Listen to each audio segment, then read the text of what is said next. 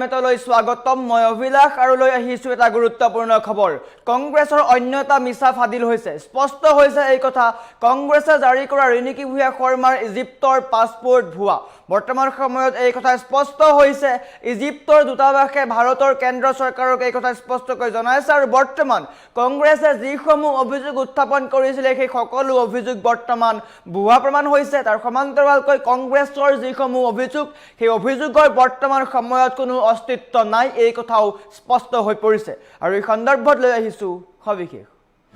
জনাই আছো টাইমেট big breaking ডাঙৰ খবৰ কংগ্ৰেছৰ আন এক মিছা ফাদিল কংগ্ৰেছৰ আন এটা মিছা ফাদিল হৈছে মিছাৰ ওপৰত মিছা কোৱা কংগ্ৰেছৰ বৰ্তমান সময়ত হাহাকাৰ পৰিস্থিতি ৰিনিকি ভূঞা শৰ্মাৰ ইজিপ্তৰ পাছপোৰ্ট ভুৱা স্পষ্ট হৈছে এই কথা কেন্দ্ৰীয় চৰকাৰক এই তথ্য দিছে ইজিপ্তৰ দূতাবাসে কংগ্ৰেছে দেখুৱা পাছপোৰ্টৰ কোনো অস্তিত্বই নাই কংগ্ৰেছে যি পাছপোৰ্ট দেখাইছিলে সেই পাছপোৰ্টৰ কোনো অস্তিত্ব নাই তিনিখন পাছপোৰ্ট থকাৰ অভিযোগ সম্পূৰ্ণ মিছা আছিল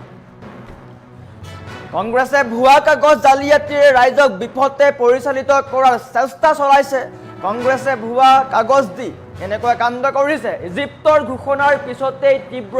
চাঞ্চল্যৰ সৃষ্টি হৈছে ইজিপ্ত চৰকাৰৰ স্পষ্টীকৰণৰ পিছত এতিয়া বিপদত পৰিব পাৰে মিছা তথ্য বিয়পোৱা কংগ্ৰেছ নেতা ইতিমধ্যে মুখ্যমন্ত্ৰীয়েও এই কথা কালিৰ দিনটোত স্পষ্ট কৰিছে কংগ্ৰেছে দেখুওৱা পাছপোৰ্টৰ কোনো অস্তিত্ব নাই কালি সংবাদমেল যোগে মুখ্যমন্ত্ৰীয়ে এই কথা স্পষ্ট কৰিছিল যে কংগ্ৰেছে কি ধৰণে ভুৱা নথিপত্ৰ উলিয়াই ৰাইজক বিভ্ৰান্ত কৰাৰ চেষ্টা কৰিছে বা মুখ্যমন্ত্ৰীৰ পৰিয়ালক আক্ৰমণ কৰাৰ চেষ্টা কৰা হৈছিল সেই কথা ঘোষণা কৰাৰ পিছতেই বা সেই সকলো কথা মিছা বুলি প্ৰমাণ হোৱাৰ পিছতেই কংগ্ৰেছ দলে কিন্তু সাহস নহ'ল কংগ্ৰেছ দলে পুনৰ এবাৰ সংবাদমেল দিয়াৰ সাহস নহ'ল আৰু মুখ্যমন্ত্ৰীয়ে বৰ্তমান সময়ত কৈছে যে কংগ্ৰেছ বৰ্তমান গাঁতৰ তলত সোমালে আৰু বৰ্তমান সময়ত কংগ্ৰেছৰ আন এক মিছা ফাদিল হৈছে কংগ্ৰেছে জাৰি কৰা ৰিনিকি ভূঞা শৰ্মাৰ ইজিপ্তৰ পাছপোৰ্ট ভুৱা ইজিপ্তৰ দূতাবাসে এই কথা স্পষ্ট কৰিছে কংগ্ৰেছে ভুৱা কাগজ দেখুৱাই ৰাইজক বিভ্ৰান্ত কৰাৰ চেষ্টা কৰিছে আৰু কালিৰ দিনটোত মুখ্যমন্ত্ৰীয়ে এই কথা স্পষ্ট কৰিছিল যে কংগ্ৰেছে কি ধৰণৰ কাৰ্য সংঘটিত কৰিছে আৰু মুখ্যমন্ত্ৰীৰ পত্নী ৰিনিকি ভূঞা শৰ্মাৰ বিৰুদ্ধে যি অভিযোগ উত্থাপন কৰিছিলে তিনিখন দেশৰ পাছপোৰ্ট থকা বুলি যি অভিযোগ উত্থাপন কৰিছিলে সেই অভিযোগ বৰ্তমান সময়ত মিছা কোম্পানী থকা বুলি যি অভিযোগ উত্থাপন কৰিছিলে সেই অভিযোগো মিছা কংগ্ৰেছে ভুৱা নাম কৰি বা ভুৱা জালিয়াতি কৰি এনেকুৱা কাণ্ড কৰিছে মুখ্যমন্ত্ৰীয়েও গৌৰৱ গগৈৰ নামত কোম্পানী খুলি দেখুৱালে গৌৰৱ এলিজাবেথ 786 নামেৰে এটা কোম্পানী খুলি দেখুৱালে আৰু এই কথা স্পষ্ট কৰিছে যে কংগ্ৰেছে কি ধৰণে ৰিনিকি ভূঞা শৰ্মাৰ নামত কোম্পানী খুলি দেখুৱাইছিল তাৰ সমান্তৰালকৈ পাকিস্তানৰ ফেচবুক গ্ৰুপৰ পৰা তথ্য চুৰি কৰি বা ডাটা চুৰি কৰি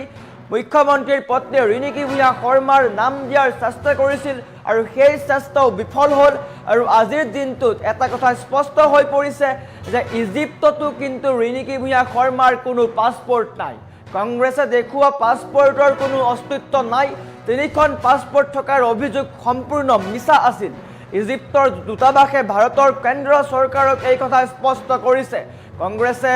ভুৱা জালিয়াতি কৰি বা ভুৱা কাগজ দেখুৱাই ৰাইজক বিভ্ৰান্ত কৰাৰ চেষ্টা কৰিছিল ইজিপ্ত চৰকাৰৰ স্পষ্টীকৰণৰ পিছতেই এতিয়া বিপদত পৰিব পাৰে ভুৱা তথ্য বিয়পোৱা কংগ্ৰেছ নেতা ৰিনিকি ভূঞা শৰ্মাৰ ইজিপ্তৰ পাছপোৰ্ট ভুৱা বুলি ঘোষণা ইজিপ্ত চৰকাৰৰ কংগ্ৰেছে যি পাছপোৰ্ট বনাই দিছিল সেই সকলো পাছপোৰ্ট বৰ্তমান সময়ত ভুৱা বুলি প্ৰমাণ হৈছে আৰু এনেকৈ কংগ্ৰেছে মুখ্যমন্ত্ৰীৰ পৰিয়ালক আক্ৰমণ কৰাৰ চেষ্টা কৰিছিল কিন্তু মুখ্যমন্ত্ৰীয়ে এটা কথা স্পষ্ট কৰিলে যে কংগ্ৰেছে যিসমূহ তথ্য দাঙি ধৰিছিল সেই সকলো তথ্য AI দ্বাৰা বনোৱা আৰু মুখ্যমন্ত্ৰীয়েও কংগ্ৰেছৰ নিচিনাকৈ গৌৰৱ গগৈৰ নামত কোম্পানী বনাই দেখুৱালে যাৰ নাম দিয়া হ'ল গৌৰৱ এলিজাবেথ 786 তাৰ সমান্তৰালকৈ এগৰাকী ইজিপ্তৰ নাগৰিকৰ হেৰুৱা পাছপোৰ্ট ID ব্যৱহাৰ কৰি ৰিনিকি ভূঞা শৰ্মাৰ নাম দিয়াৰ চেষ্টা কৰিছিল আৰু কংগ্ৰেছে জাৰি কৰা ৰিনিকি ভূঞা শৰ্মাৰ ইজিপ্তৰ পাছপোৰ্ট ভুৱা বুলি বৰ্তমান প্ৰমাণ হৈছে কংগ্ৰেছে দেখুওৱা পাছপোৰ্টৰ কোনো অস্তিত্ব নাই